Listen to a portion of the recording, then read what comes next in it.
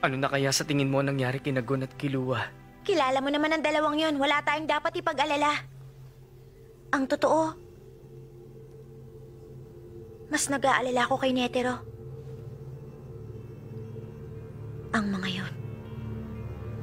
Sino ba talaga sila?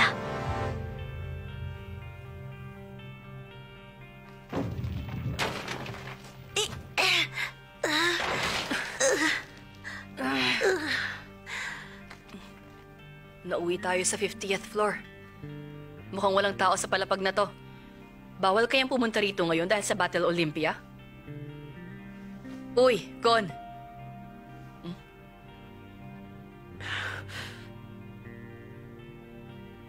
Ano nga kaya yung on na ginagamit nila? At ano kayang problema nila? Napakasama nila.